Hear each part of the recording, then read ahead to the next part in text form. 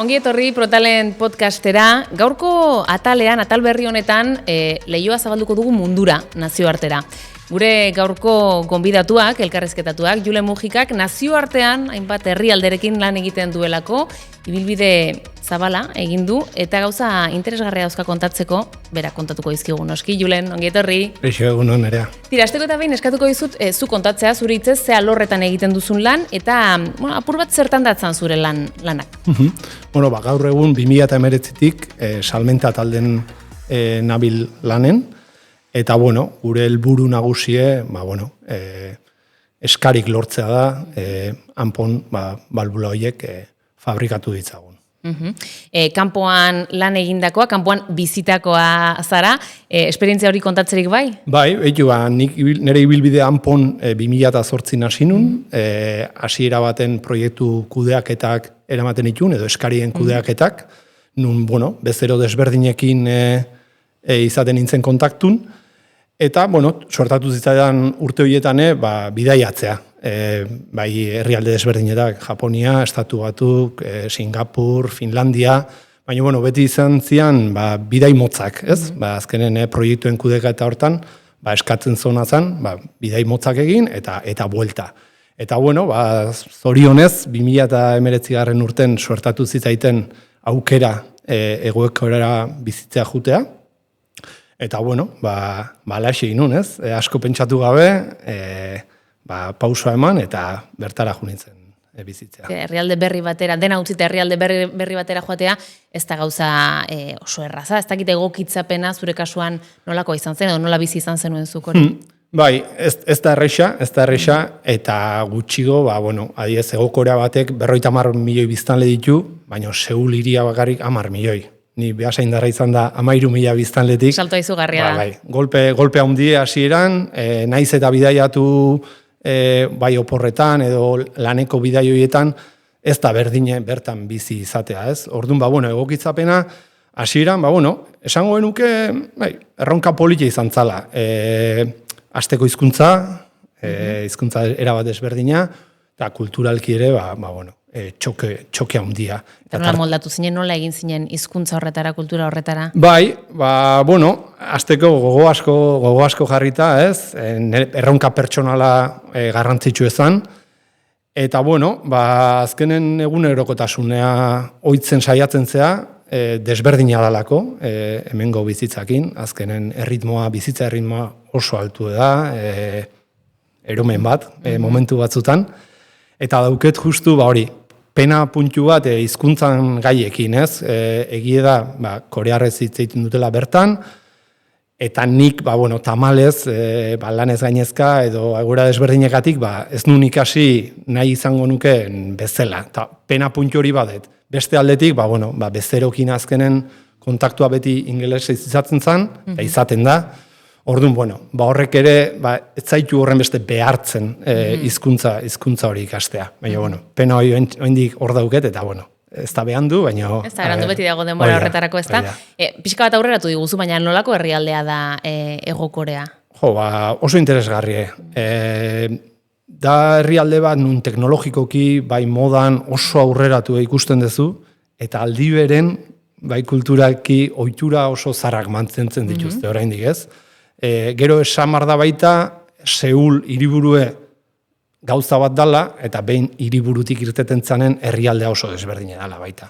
Historia asko dauke, azkenen dala urte asko, ez dala urte asko, arazo asko izan zituzten Japoniakin, eta gauza interesgarri daude ikusteko. Eta antzinela, zertan zetzan zure lanak zehazki? Azkenen salmenta talde neon da, gure helburue lehenengoa berta junda, zan sare komertzial bat sortzea, sare komertzial potente bat sortzea, eta horrek datza, bezeroak bisitatu, eta batipat laburpena da, ia egunero bezero desberdinak bisitatu, bai eskuarten genitun eskariei jarraipena egiteko, edo beraiek lanean zebiltzen proiektuetan jarraipena egin eta gure aportazioa emateko. Eta bezeroekin harremana nolakoa da? Harreman estu bat da? Bai. Korearrak batipat, harreman hori gustatzen zaie gertuko izatea, azkenean bai distantzia, bai ordu diferentzia, bi herrialden artekoa oso handia da. Orduan bertan egote hori beraiek asko eskertzen dute, eta hori esaten ditutenagatik oso gertu gustatzen zaie egotea, eta karo, ni bertan egon da, azkenen beraiek ere askoz komodo sentitzen dira horrekin. Eta beraiek hanpo nola ikusten dute? Esango dugu podcast hau prestatzen ari ginela, 2 bezero jaso dituzula, ikusi ditugulako harreran, tira hona etortzen dira beraiek ere, nola da beraientzat gure herrialdera etortzera?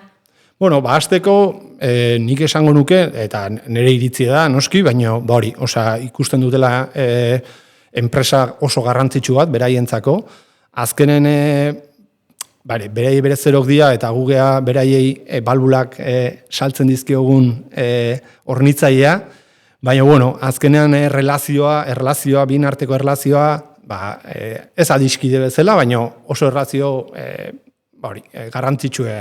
oso garrantzitsue da. Azkenean guk beraien laguntza behar dugu eskari lortzeko, eta beraiek gure laguntza behar dute eskari horiek aurrera eramateko. Eta hori esan da, egia da, azkeneko urtetan geroz eta gehiago etortzen ari dela honea baita, eta ikeragarri gustatzen zaie hau. Japoniarrei adibidez, agian ezagunago egiten zaie, Donosti bat edo Euskal Herri bat, gastronomiaren gaiekatik, eta korearrak ez horren beste, baina hasi dia, ez? Han Seulen aurkitu dezakezu Donostiko binako gaztetarta, orduan eta geroz eta gehiago etortzen ari dira, eta azkenean kulturalki oso desberdinak gea, baina baditugu zenbait puntu antzekok. Orduan, sozialki asko gustatzen zaie irtetea, mendia ere asko gustatzen zaie, orduan, honea etorritakon harritu jentzaie asko, lehenbizi, ze azkenen Espaini mailan Madrid, Barcelona eta holako hiriak dituzte beti burun. Eta zuzer ikusi Eta oso desberdin egin zaie, eta egia esan esperientzia ona izaten ari dira, eta ni hain naiz ikusten, lanetik kanpo ere, tortzen ari dira honea, así que, seinale gana. Esan duguzu, hemen zaudela, bueltan zaudela, beraiek dira orain hona etortzen direnak, zu merkatu berdinetarako lanean jarraitzen duzu? Hori da, azkenen ni Hego Korea jo nintzenen banekin rekorrido bat edo euki bartzuela, amaiera puntu bat euki bartzuela, orduan sare komertziala ondo sendotu bai bueltatutakon, bertako aktibidadeak berdin jarraizezan edo beto, noski. Orduan, bueltan aizenetio, merkatu berdinak kudeatzen jarraitzen dut, eta hori, hemendikan, eta bertan ditugun bai kontaktu edo bezeroen harremanekin. Eta zuke nola daramazu, nola bizitzen duzu egunero bezeroekin hartu emanean egotearen hori, pentsatzen dut egun errazagoak, zailagoak daudela, denetarik biziko duzula, ez da? Hori da, egi esan, ordu diferentzikati bakarrik, goizen ofizina iristerako, nire lan zerrendaia bastante landuta goten da, zerrenda handi bat izaten dugu, eta oso interesgarria. Egi esan aspertzeko ia denborari gabe, gauza desberdin asko eginez, azkenean balbulan merkatue ez da erresa, noski esaten dezun bezala ez, egun onak eta txarrak izaten ditugu, baina oso dinamikoa izan hori da. Eta gure etxen esaten den bezala, solo milioa ezin da egunero jan, eta ez da, gustora. Gainera, Julen, jarraitzen duzu bidaiatzen, ez da, kanpora joaten? Hori da, saiatzen gea, azkenen harreman hori kontatu dizuten aleno, beraiek asko eskertzen dutena, jungabe honezkeo, naiz eta bertan euki, zure taldea osatuta bertakokin, faltan botatze dute, orduan, saiatzen gea 2-3 hilabetero bertara jun, bai Hego Korea edo Japonea, 10 bat egun edo bertan pasa, berdina, ez, eskarien jarraipena eginez, edo proiektuen jarraipena eginez, eta, beraien gandik gertu sentituz. Eta askotan baita izaten da, beraien beharran arabera, ikusten dezunen komeni dala jutea, arrazoi bategatik edo bestegatik, bidaiatzen dugu, bai. Ez da bidai luzea izan. Eta barrura begiratuta, hanpora begiratuta, SS taldeko, Salmenten taldeko kide zarazu, ze giro arnasten da, talde giro arnasten da zuen artean?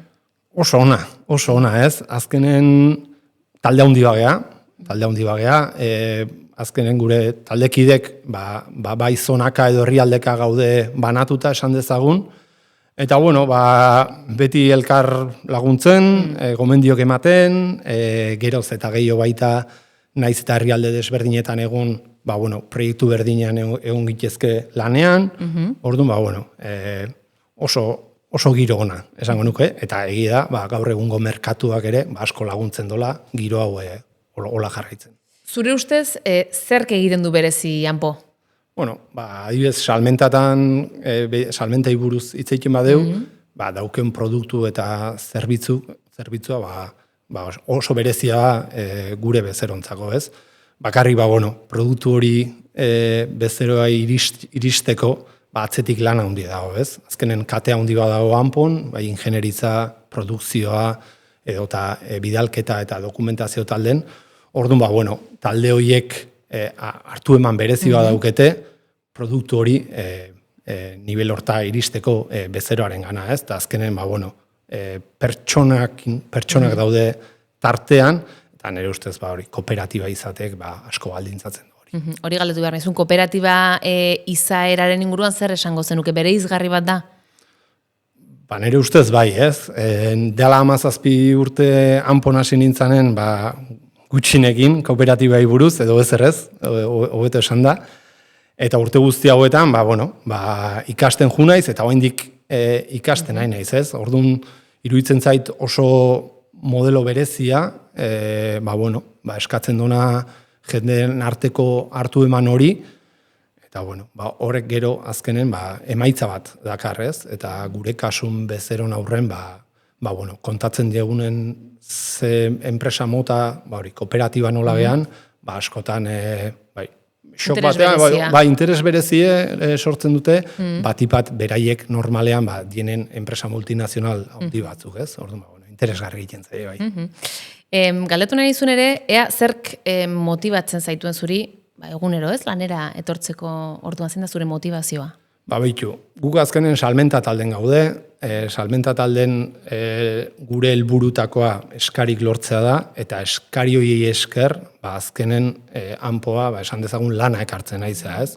Orduan, lan horrek talde desberdinei eragingo die martxan jartzea eta produkzio hori aurrera irtetea. Orduan, nahi edo ez, azkenen kooperatiba izan da, danok talde bat izan da, nei pertsonalki asko motibatzen hau, eskari bakoitza lortzen duenen, pentsatzea horrek zer egin dauken enpresan hori alde batetik. Eta gero bestetik, azkenen bezeroi begira lanen nola ibiltzen gehan, bezero bati, izan dezaken arazo bati erantzuna edo soluzioa bilatzen saiatze horreke, egunero, arazo asko izaten dira merkatu hontan, pertsonalki asko motibatzen hau. Ulertu dugu ez da azkenean zure helburua edo helburu nagusia dela eskari horiek lortzea, baina erronka, zein da zuk eskuartean daukazun erronka nagusia? Egia da kontatu dizuten hori dana, pixkat egunerokoa dela, ez? Egunero ditugu bai martxan dauden eskariak, eskari posibleak, jarraipen hori egiten dugu amaiera arte, ordainketa jaso arte, bezeroarekin kontaktun.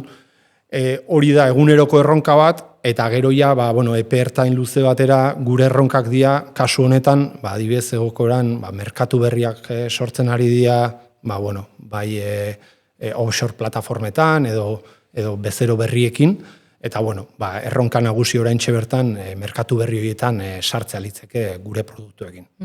Toren eskatuko dizut pixka bat, atzera begiratu, urte hauetara begiratu, eta nola baloratzen duzun egindako ibilbidea, Anpon egin duzun ibilbidea? Netzako izugarria, ez? Polite, momentu hon eta txarrekin, edo ez hain honekin, baina, ikeragarri pertsonalki asko ikasi dut, azkeneko urte guzti hauetan, ikusi izan dut, bai Anpok izan duen evoluzioa, azkenen gure merkatue, da, esan dezagun, montaña rusa bat bezala, ez, gora eta bera dabilena, ikusi ju momentu oso onak, momentu oso txarrak, eta hor ikusten duzu baita Anpon nolakoa dan, ez? Bai enpresa bezala eta bai pertsonak, ez? Egora horretan, pertsona bakoitzek nola erantzun don, eta niretzako izugarrizko esperientzia izan da bai. Galdetu behar nizunea nola salduko zenioken hanpo ezagutzen ez duen bati hanpo, baina nik uste ja kontatu duzula ondo baino beto, zein diren hemengo bereizgarriak eta nola den hemengo martxa. Julen, eskerrik asko, joan zaizkizu bezeroak ja bukatu dute? Bai, aldein dute, egi esan gaur bisita motza izan da, dana golako balie guztuango ginen, baina bai, gustora jundie eta gu baita gustora gelditu geha, así que... Ederki, eskerrik asko zure esperientzia gurekin partekatzeagatik, plazerra izan da. Eskerrik asko nerea. Gero arte. Eskerrik asko,